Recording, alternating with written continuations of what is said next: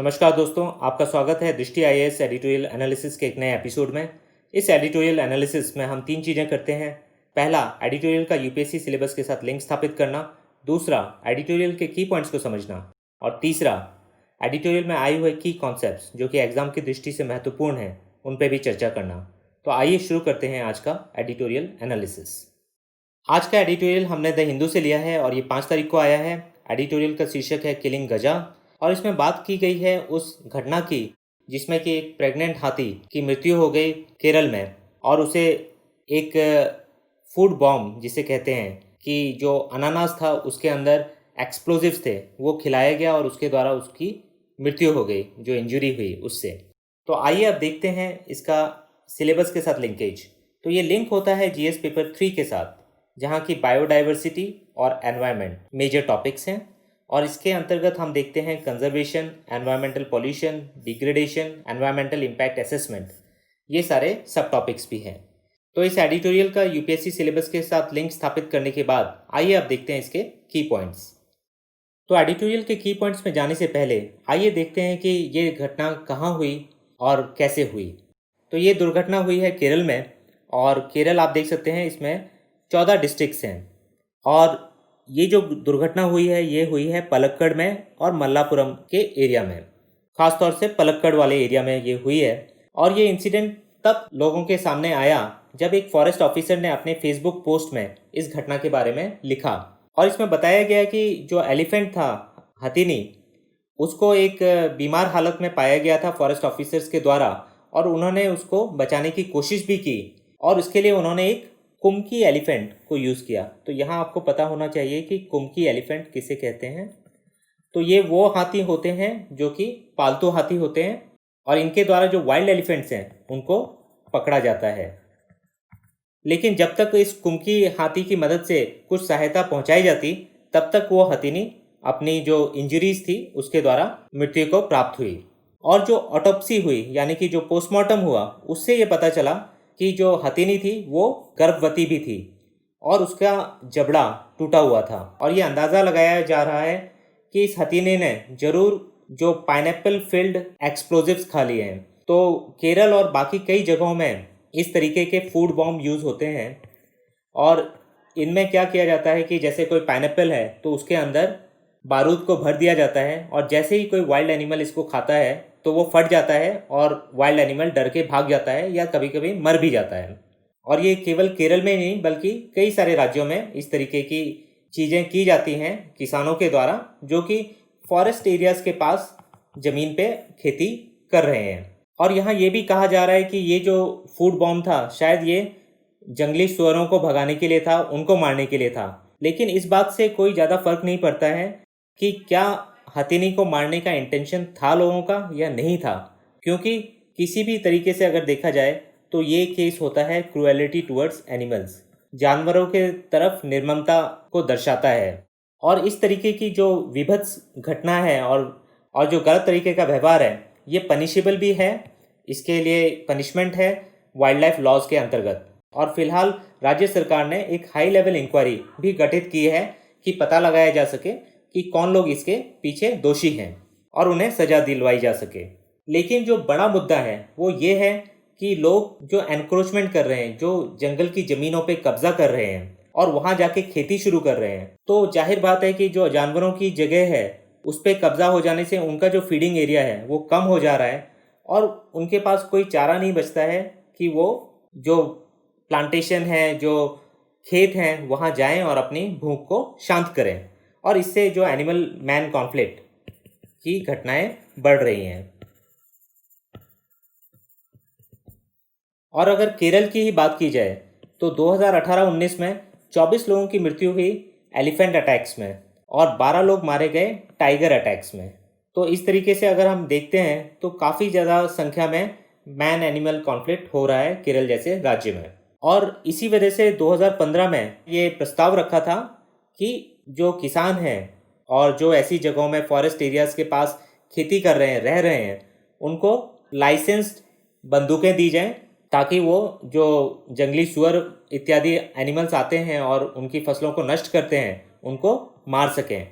लेकिन forest department के विरोध के बाद इस प्रपोजल को वापस ले लिया गया।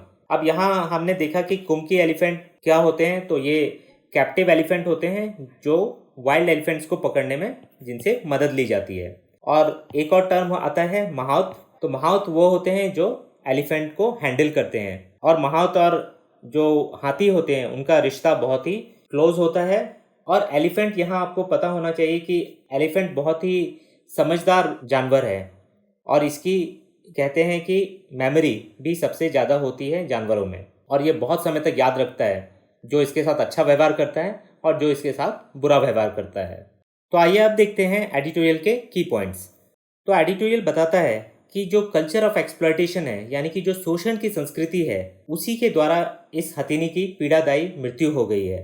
और ये कल्चर ऑफ एक्सप्लॉयटेशन से यहाँ बात हो रही है कि मानव जाति के द्वारा जो लगातार फॉरेस्ट एरियाज का एनक्रोचमेंट हो रहा है, वहाँ डेवलपमेंट प्रोजेक्ट्स बनाए जा रहे हैं, वहाँ माइनिंग की जा रही है, तो इस तरीके से जो जानवर हैं उनके लिए रहने की जगह काफ़ी कम हो गई है, और उन्हें लगातार इंसानों के संपर्क में आना पड़ रहा है, जहाँ उन्हें ही अपनी जान से हाथ धोना पड़ रहा है। और एडिटोरियल कहता है कि केरल में जो गर्भवती हथिनी की मृत्यु हुई है, उससे सारी जगह एक शोक की लहर फैल गई है। लोगों के अंदर काफ़ी गुस्सा भी है कि इस तरीके के खाद्य बम यानी कि फूड बम के द्वारा हथिनी को चोट पहुंचाई गई, जिससे उसकी मृत्यु हो गई। लेकिन यहाँ ये भी जानने वाली बात है कि भारत में हर साल कई सारे हाथियों की मृत्यु हो रही है, और कभी वो रेलवे ट्रैक्स में मर रहे हैं क्योंकि ट्रेन उनको हिट कर रही है, कभी उनका जंगल को काटा जा रहा है जिससे उनके पास रहने की जगह नहीं मिल रही है और वो लोगों के संपर्क में आ रहे हैं। तो इस तरीके से कई सारी वजहों से हाथियों की मृत्यु हो रही है। लेकिन जो इस घायल हथिनी की नदी में पड़ी हुई तस्वीर है, वो लोगों के दिमाग में छप गई है, और इससे काफ़ी ज़्यादा ध्यान आकृष्ट हुआ है हाथियों और हाथियों के समस्याओं के ऊपर।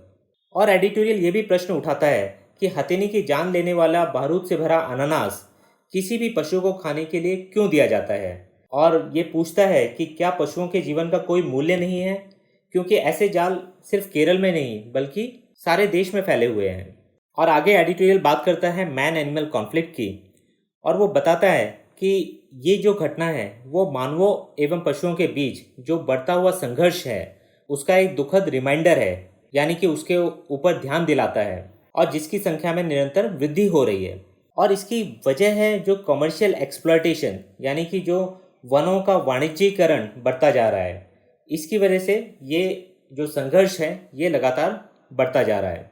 और एडिटोरियल कहता है कि हथिनी की मृत्यु के लिए अपराधियों पर मुकदमा भी चलाया जा सकता है और उन्हें सजा भी दी जा सकती है, लेकिन यहाँ जो मुद्दा है वो इससे ज़्यादा बड़ा है, और उसको एड्रेस करने की ज़रूरत है सरकार के द्वारा और लोगों के द्वारा भी। और ये मुद्दा है कि जो एलिफेंट कॉरिडोर्स हैं, यानी एलिफेंट्स के जो गलियारे हैं जिससे वो एक जगह से दूसरी जगह जा सकते हैं, वो जो विकास कार्य हो रहे हैं उनके द्वारा फ्रेगमेंट होते जा रहे हैं, यानी कि वो टूटते जा रहे हैं। तो अगर कोई एलिफेंट इस एरिया में रहते हैं और यहीं से बीच से एक सड़क निकाल दी जाती है, तो अब कुछ एलिफेंट यहीं रह जाते हैं और कुछ इस तरफ रह जाते हैं, और जब वो दूसरी तरफ पलायन करते हैं तो कभी कभी वो किसी गाड़ी से टकरा जाते हैं, किसी रेल से टकरा जाते हैं, और इस वजह से कई सारी परेशानियों का उन्हें सामना करना पड़ता है, और इससे उनकी पॉपुलेशन पे भी असर पड़ता है। तो बहुत ज़रूरी है कि सरकार कुछ ऐसे कदम उठाए कि इस तरीके के डेवलपमेंट को रोका जाए, या कम से कम इसमें कुछ ऐसा देखा जाए कि वन्य जीवों को भी नुकसान ना पहुँचे, और विकास कार्य भी चाहे उस तुलना से थोड़ा कम हो लेकिन उसमें भी ज़्यादा बाधा ना आए। तो यहाँ कहीं सस्टेनेबल डेवलपमेंट की ज़्यादा ज़रूरत है। और एडिटोरियल बताता है कि अभी की गणनाओं के अनुसार भारत में करीब करीब 30,000 हाथी हैं, लेकिन फिर भी कोई वैज्ञानिक नीति को इस तरीके से नहीं लाया गया है कि जो हाथियों के जो माइग्रेटिंग पैसेजेस हैं, जो उनके लिए बहुत ही ज़्यादा ज़रूरी हैं, उनको कैसे बचाया जाए, उनको कैसे प्रोटेक्ट किया जाए, जिससे ऐसी जो मानव पशु संघर्ष की घटनाएं हैं उनमें कमी आ सके। और विडंबना ये भी है कि केंद्रीय पर्यावरण मंत्री ने केरल में घटित घटना की निंदा की है कड़े शब्दों में, लेकिन साथ ही साथ उन्होंने ही अप्रैल माह में लॉकडाउन के चलते कुछ ऐसे संरक्षित क्षेत्रों यानी कि प्रोटेक्टेड एरियाज में विवादास्पद परियोजनाओं को सुलझाने के लिए मीटिंग बुलवाई National Board for Wildlife की और एक्सपर्ट अप्रेजल कमेटी की और इनको स्वीकृति भी दी। और यहाँ आपको पता होना चाहिए कि उनमें से एक एलिफेंट रिजर्व भी है जिसका नाम है डेहिंग पाटकाई और ये असम में स्थित है और यहाँ कोल माइनिंग को स्वीकृति दी गई है जिसका काफ़ी जोरदार विरोध चल रहा है असम में। तो ये प्रीलिम्स के हिसाब से एक इम्पॉर्टेंट फैक्ट है जो आपको पता होना चाहिए। आगे एडिटोरियल कहता है कि हाथियों के निवास स्थान यानी कि उनका जो हैबिटेट है और उनके जो फीडिंग एरियाज हैं यानी कि चारा स्थल उनमें भी कमी आई है और ये भी एक गंभीर चिंता का विषय है क्योंकि इसी वजह से वो आसपास की प्लांटेशंस और जो कल्टीवेटेड फील्ड्स हैं उसमें जाते हैं भोजन की तलाश में।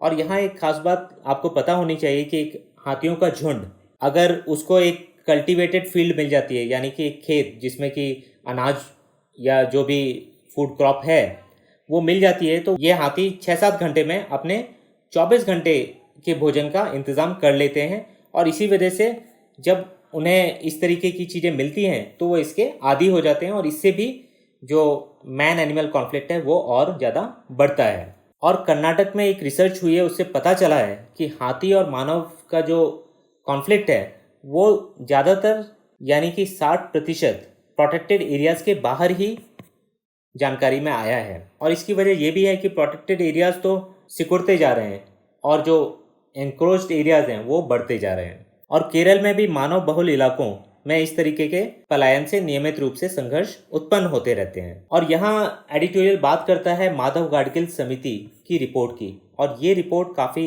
इंपॉर्टेंट है आपके एग्जाम पॉइंट ऑफ व्यू से। तो आपको पता होना चाहिए कि माधव गाडगिल कमेटी की रिपोर्ट आई थी वेस्टर्न घाट्स के ऊपर और वेस्टर्न घाट्स आपको पता है कि एक बायोडाइवर्सिटी हॉटस्पॉट है। तो माधव गाडगिल कमेटी की रिपोर्ट ने इसका विरोध किया था कि पूरे पश्चिमी घाट को पारिस्थितिक रूप से संवेदनशील मान लिया जाए, इकोलॉजिकली सेंसिटिव माना जाए और इसमें कोई भी डिस्ट्रक्टिव डेवलपमेंट की आज्ञा नहीं दी जानी चाहिए। लेकिन इस रिपोर्ट को नहीं माना गया क्योंकि सारे पॉलिटिकल पार्टीज नहीं चाहते कि उनके वोट बैंक प्रभावित हों, इंडस्ट्रीज प्रभावित हों जिससे उनको फंडिंग मिलती है और विकास भी कुछ ना कुछ हद तक जरूरी है। लेकिन माधव गाडगिल कमेटी की रिपोर्ट थी कि वेस्टर्न घाट्स इतना इकोलॉजिकली सेंसिटिव एरिया है कि यहाँ बिल्कुल विकास कार्य नहीं होना चाहिए और इसको कंजर्व करना चाहिए, प्रोटेक्ट करना चाहिए। और इस तरीके का जो विरोधाभास है यानी कि जो सरकारें चाह रही हैं, बड़े बड़े उद्योग चाह रहे हैं और जो प्रकृति को संरक्षण देना चाहते हैं, करना चाहते हैं उसका, वो लोग क्या चाहते हैं, तो इनके बीच में जो विरोधाभास है इसको दूर करने की ज़रूरत है। और कहीं ना कहीं हमें सस्टेनेबल डेवलपमेंट की ओर रुख करना पड़ेगा और कहीं कहीं तो डेवलपमेंट को पूरी तरीके से छोड़ना भी पड़ेगा ताकि एनवायरनमेंट को बचाया जा सके, एनवायरनमेंट की रक्षा की जा सके। अंत में एडिटोरियल ये सलाह देता है कि सरकारों को ये समझना पड़ेगा और इसमें केंद्र सरकार और राज्य सरकारें दोनों शामिल हैं कि एक विवेकपूर्ण मार्ग का चयन करना होगा जिसमें कि भारत में जो प्रोटेक्टेड एरियाज हैं वहाँ सभी तरीके का इंट्रूजन यानी कि किसी भी प्रकार की घुसपैठ को बिल्कुल अलाउ नहीं करना चाहिए और पशुओं द्वारा जो फसलों की हानि की स्थिति में किसानों को भी उपयुक्त मुआवजा दिया जाना चाहिए या उचित मुआवजा दिया जाना चाहिए। और ये प्रोटेक्टेड एरियाज अगर देखा जाए तो सिर्फ 5% एरिया है और भारत सरकार को चाहिए कि वो ऐसी नीति लेके आए कि ये 5% जो प्रोटेक्टेड एरियाज हैं इनमें किसी तरीके की भी घुसपैठ को बिल्कुल रोक दिया जाए ताकि जानवर सुरक्षित भी रहें और जो मैन एनिमल कॉन्फ्लिक्ट की घटनाएं हो रही हैं उसमें भी कमी आए।